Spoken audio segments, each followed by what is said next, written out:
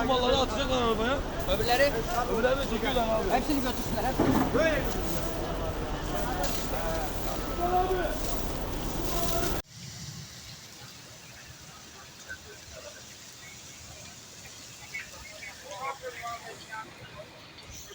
Olay yerinde şu an ihtiyaç amaçlı 2 tane tanker çekiyorum.